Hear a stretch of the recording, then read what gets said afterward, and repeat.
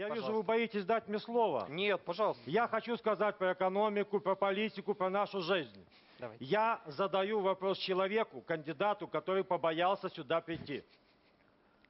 Человеку, который занимает пост президента нашей страны. Если верить БТ, у тебя заоблачный рейтинг, а у нас ниже плинтуса. Тогда чего ты боишься? В чем проблема? Проведи честные выборы и докажи всем свое преимущество. Возьми, отмени предварительное голосование, пусти наших представителей во все избирательные комиссии и публично проведи подсчет бюллетеней. Докажи нам нашу никчемность. И тогда миллиарды долларов и евро пойдут с Запада в белорусскую экономику. И президенты, и премьеры нормальных стран будут не бегать от тебя, а наоборот в очередь выстраиваться, чтобы к тебе приехать. Проведи, и все будет нормально. Но ты же боишься это сделать. Николай Викторович, И не надо ля-ля нам тут про свой крутой рейтинг. Этот рейтинг у тебя давно уже глубоко опал и безнадежно. Это про экономику, политику и все. Спасибо. Николай Викторович, Пожалуйста. вот вы упомянули о том, что не будет Лукашенко, инвесторы к нам ринутся. Ну вот хорошо. Господин Костусев предлагает ввести талер. Ну ладно, это мы оставим. Романчук предлагает приватизацию. Костусев национализировать Белтрансгаз. Рымашевский забрать часть акций у Беларускали. Вы что, считаете, вот после таких шараханий к нам ринутся инвесторы? Да вы не Извините, передергивайте, пожалуйста. Виталий. Наконец-то вы осмелились задать мне вопрос. Отвечаю. Отвечаю на ваш вопрос. Давайте. Задаю еще один вопрос этому человеку, который испугался сюда прийти. Скажи, когда белорусы жили хуже соседей при Советском Союзе, даже в 1994 году, когда был развал у всех и у нас, мы все равно жили лучше. Сейчас мы живем хуже всех соседей. У нас зарплата ниже, пенсии ниже, цены выше. Почему, если у них, если верить этим людям, в этих европейских странах постоянно там наводнения, снегопады, кризисы, развалы, обвалы, революции, они живут лучше. А у нас полная стабильность, стабилизец, да? Оппозиция не мешает, все хорошо. А живем по сравнению с соседями все хуже и хуже. Вот вопрос про экономику. А почему не мешаете? Почему не мешаем? Ну, если оппозиция. Мы любим свой народ. Потому что вы не даете нам возможность говорить с людьми. Он забрал этот телевизор, себя каждый вечер показывает, нас выставляет какими-то уродами, на этих людей задействуют, которые каждый вечер сейчас по всем каналам дают им тексты, заучивают они их, и потом возмущенные граждане возмущаются этими оппозиционерами. Дайте нам возможность честных выборов и телевидения. И будет все нормально, поверьте. Я хочу поддержать Николая Викторовича и Владимира Никляева. Это наше телевидение. Это телевидение, которое содержим мы. Требуйте прямого эфира для кандидатов, для всех альтернативных кандидатов, граждане Беларуси. Пишите письма, звоните, приходите к телевидению. Вы видите, что у нас несколько альтернативных кандидатов. У всех есть нормальные, интересные предложения. Вот эти рамки, в которые нас загнали, для того, чтобы высвободить себе 2 недели для лжи, для грязи, которую на нас будут лить, это оскорбительно для вас всех, для нас всех. Требуйте осуществления своих прав. Это ваше телевидение, это наше телевидение. Андрей Олегович, а можно у вас потребовать что-нибудь? Допустим, отменить цензуру на своем сайте. Я хотел бы еще сказать о том, что... Я захотел бы задать вопрос вообще кандидатам. Вот я встречаюсь с людьми, езжу достаточно много по Беларуси, встречаюсь с теми, кто меня поддержал, с теми, кто поддерживает вообще развитие страны и демократию в стране. Я не вижу поддержки у Лукашенко. Ну, кто-нибудь здесь вот считает, что у Лукашенко есть поддержка в народе? Вот я хотел бы, чтобы все ответили. Если можете, это просьба, это не... Я могу отказать на это питание, я докладно ведаю, что сегодня ни один человек не может перемагчи в первом туре.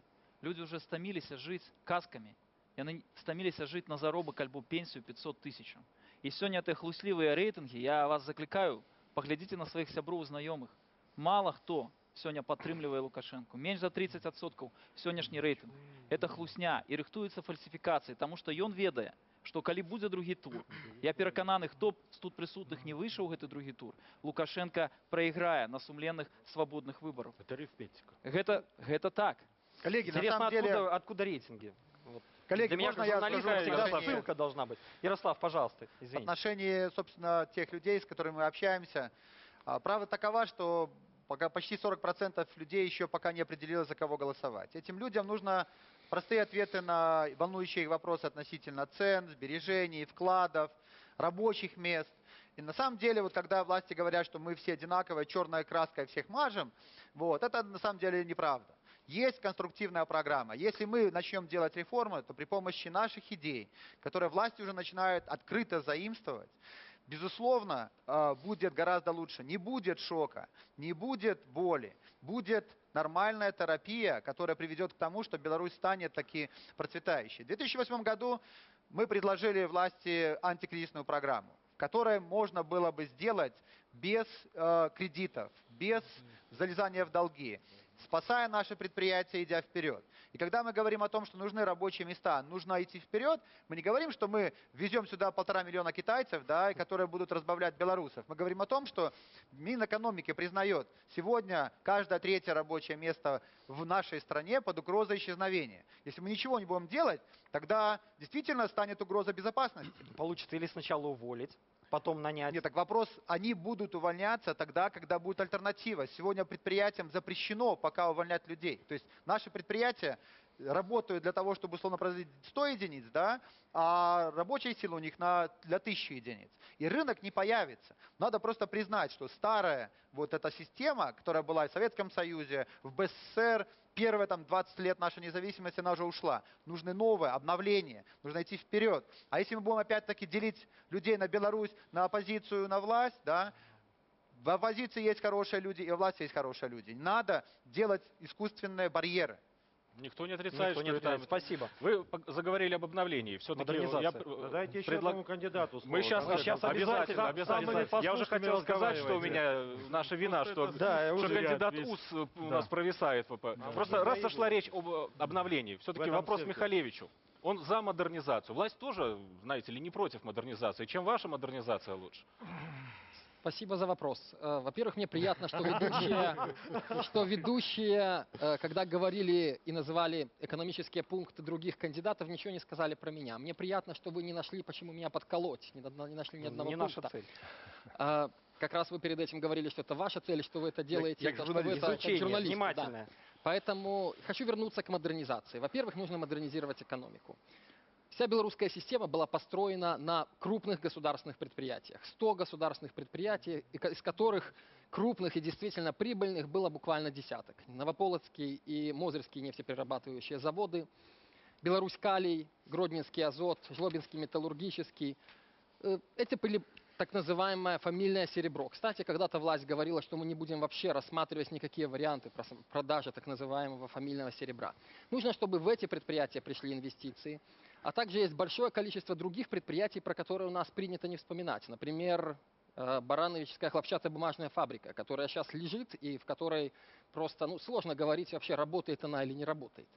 Поэтому нужно модернизировать производство, нужно развить малый и средний бизнес, нужно сделать так, чтобы люди не боялись проявлять инициативу, чтобы они начинали свое дело, чтобы белорусский капитал, который был увезен за границу, который убежал за границу, вернулся в Беларусь. И уверен, что произойдет экономическая модернизация. Что касается сегодняшней власти. Когда инвесторы приходят в Беларусь, они спрашивают, а возможно ли изменение условий работы.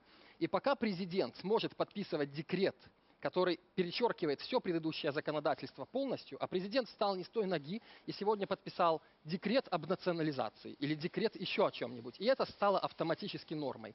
Представьте себе ситуацию, какой капитал, какой иностранный капитал или какой внутренний капитал будет инвестировать в этой стране, где завтра это все может быть изъято, где завтра правила игры могут поменяться. Согласен. Поэтому, Господин когда, Костусев предлагает национализацию. поэтому, Да, когда у меня Я спрашивают, расскажу. у меня регулярно спрашивают, чем вот этот пункт программы и цитируют программу Лукашенко. Отличается от вот этого пункта и цитируют мою программу. Я говорю, он отличается тем, как эти люди будут это реализовывать. Сегодняшняя власть идет на половинчатые меры. Сегодняшняя власть понимает, что если она отпустит ситуацию, то она эту власть потеряет. Если она сделает либерализацию, если она отменит, например, откажется от подписания декретов и вообще отменит подписание декретов, которые, как я уже сказал, имеют большую юридическую силу, чем законы. Алексей Анатольевич, давайте все-таки Господину Усу. высказаться дадим господину Усу. Я После- пришел, чтобы изменить избирательную систему Республики Беларусь. Просто люди многие не знают, как она устроена. Я обращаюсь к людям и к вам. Самое основное – это вертикаль. Есть идеологи в районах, есть начальники орготделов, которые назначают директоров школ, главврачей, которые не зависят непосредственно от этих людей. У меня помощник мой был директором школы. Его поставили директором и сказали: ты должен нарисовать в протоколе такое количество голосов. Он сказал: я не могу морально.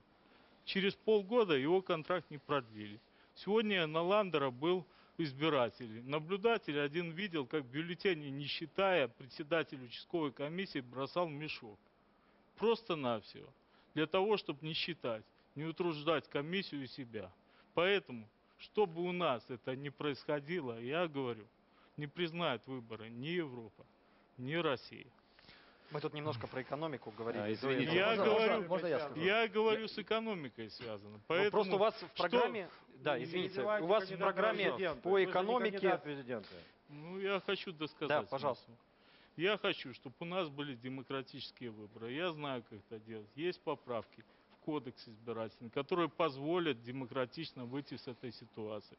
Но Александр Григорьевич не хочет это делать из-за того, что вот 7 кандидатов подписалось. Я обращение направлял. Сейчас мы все, я думаю, кандидаты поддержат мое обращение. И мы все готовы это принять, кроме Александра Григорьевича. Почему? Потому что он не хочет демократических выборов. А Россия, я встречался с европейскими политиками, с российскими, они уже не признают выбор, если в таком ракурсе будет ставить. Потому что на сегодняшний момент выборов нет. А мы здесь собрались специально, чтобы выборы проводить, чтобы людей голосовать. А люди не знают, они знают, я уже знаю, что 70% за Лукашенко у меня на участке нарисовано. Понимаете? Поэтому, чтобы было все по-честному, давайте делать по-честному. И всему белорусскому народу прошу. Просто многие не знают, что происходит на избирательных участках, и верят людям. Сегодня люди достойные встречались, они головой крутили, как-то так, не веря, что происходит. Поэтому давайте это сделаем, пожалуйста. Хорошо, спасибо. Спасибо. Это ваша